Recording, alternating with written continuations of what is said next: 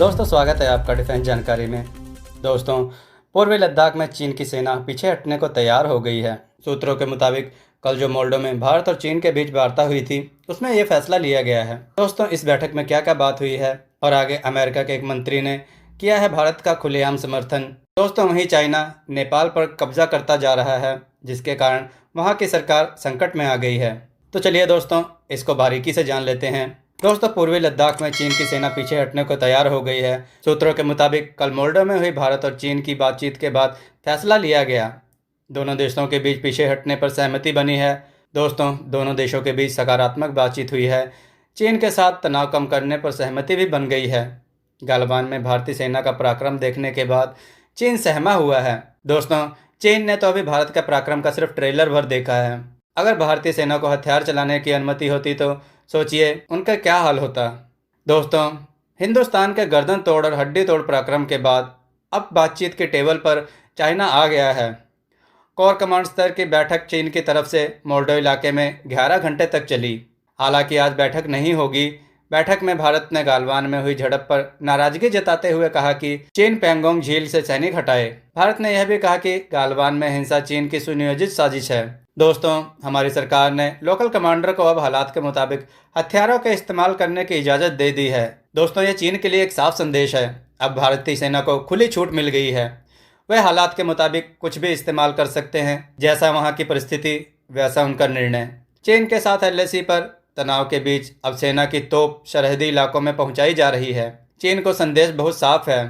उसके धोखेबाज चरित्र पर अब भारत यकीन नहीं करेगा, क्योंकि चीन सामने से तो दोस्ती का हाथ बढ़ाता है पर पीछे पेट पर छुरा घोंप देता है, जिसकी वजह से भारत ने बहुत झेल लिया है। किंतु अब भारत को उसकी चालबाजी समझ आ गई है। अब भारत उसके आंखों में आंखें डालकर देखता है और उसे पूरी टक्कर देता है। दोस्तों चीन को सबक सिखाने के लिए भारत ने लगातार आक्रामक रवैया अपनाया हुआ है। सैनिकों को खुली छूट देने से लेकर फाइटर विमानों की तैनाती यहाँ तक वहाँ कर दी गई है। अब भारत चीन को सीधा संदेश दे चुका है और अब तो खुद सेना प्रमुख लेह के दौरे पर हैं, जहां वो सेना की तैयारियों का जायजा लेंगे। इसके अलावा हमारे रक्षा मंत्री भी आजकल रूस के दौरे पर हैं, जहां उन्होंने हथियारों की जल्द सप्लाई की बात भी की है। वहीं पर उन्होंने S-400 डिफेंस सिस्टम को भी जल्द से जल्द भारत को सप्लाई करने को कहा है। दोस्तों भारत ने रूस से यह भी कहा है कि वह हथियारों के स्पेयर पार्ट जल्द से जल्द पहुँचाने की कोशिश करे, जिससे अगर यहाँ पर परिस्थिति खराब होती है तो उन्हें समय पर स्पेयर पार्ट मिल जाएं।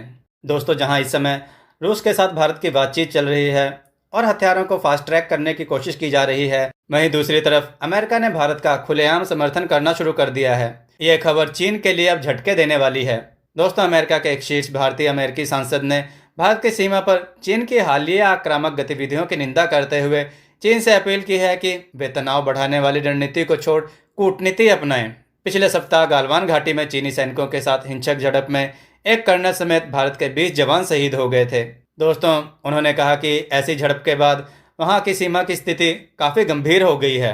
दोस्तों वहां के सांसद राजा कृष्णमूर्ति ने एक बयान में कहा कि मैं चीन की सरकार द्वारा लाइन ऑफ एक्चुअल कंट्रोल पर हालिया खतरनाक आक्रामक गतिविधि और बेवजह जीवन को हुई क्षति से बेहद चिंतित हूँ। चीन सरकार को अंतर्राष्ट्रीय नियमों के अनुसार पड़ोसियों के साथ विवादों से निपटने के दौरान उकसावे और धौंस के रास्ते का इस्तेमाल बंद करना चाहिए।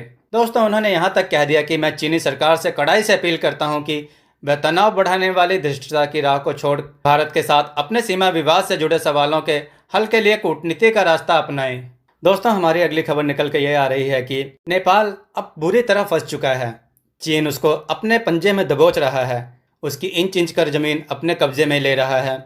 दोस्तों इन दिनों चीन की शह पर नाच रहे नेपाल की जमीन को ड्रैगन उसी तरह कब्जाने में जुटा है जिसके लिए वह कुख्यात है। नेपाल सरकार के कृषि मंत्रालय ने कागजातों में भी इस सच्चाई को स्वीकार कर लिया है, लेकिन दोस्तों वहां के प्रधानमंत्री केपी ओली इस पर आंखें मूंदे हुए हैं। उन्हें तो सिर्फ भारत ही भारत दिखता है।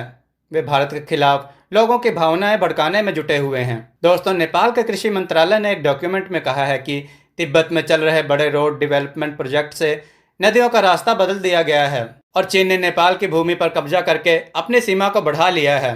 दोस्तों सूत्रों के हवाले से खबर आ रही है कि चीन ने नेपाल के कई जिलों की भूमि पर अतिक्रमण कर लिया है और नदियों का रुख बदल रहा है और नदियों का रुख बदलने में लगा हुआ है, जिससे अधिक से अधिक जमीन को कब्जा कर सके। दोस्तों जहां एक बार नदियों की धारा बदल गई वहीं पर नेपाल अपनी सैकड़ों हेक्टेयर जमीन खो देगा। दोस्तों, एक बात ये भी निकल के आ रही है कि बहुत संभव है चीन वहां पर अपनी सशस्त्र बलों की पोस्ट भी बना ले। दोस्तों, नेपाल के सर्वे ऑफ डिपार्टमेंट ने कहा है कि 11 नदियों के रास्ते बदलने से पहले ही नेपाल 36 हेक्टेयर जमीन खो चुका है। आप सोच सकते हैं 36 हेक्टेयर कितनी जमीन होती है। यह जमीनें 4 जिलों हुमला, रसुआ, सिंधुपाल चौक और खानखुआ सभा जिले में हैं। दोस्तों, नेपाल का प्रधानमंत्री इस समय तो बिल्कुल चाइना की कठपुतली बन गया है। चाइना जिधर ही उसका मुंह करता है वो उधर को ही चल देता है। दोस्तों, इस समय चाइना ने उसकी गर्दन भारत की तरफ कर रखी है, इसलिए वो भारतीय इलाके काला पानी, लिपुलेख और लिपियाधुरा को अपने नक्शे में शामिल करके दिखा रहा है। हाल ही में इसके लिए उन्होंने संविधान में संशोधन भी किया है। दोस्तों, जब रक्षा मंत्री राजनाथ सिंह जी ने 80 किलोमीटर की सड़क का उद्घाटन किया, उसके बाद से ही केपी ओली सरकार ने इस विवाद को तूल दे दी और लोगों का उधर से ध्यान भटकाकर इधर इंडिया की तरफ कर दिया। दोस्तों, अब नेपाल का क्या होगा और चाइना किस हद तक पीछे हटेगा? अपने विचार और कमेंट हमें ज़रूर दें। दोस्तों, अपने सुझाव जरूर दें और हमारे चैनल को अधिक से अधिक शेयर करें। इस वीडियो को भी शेयर करें।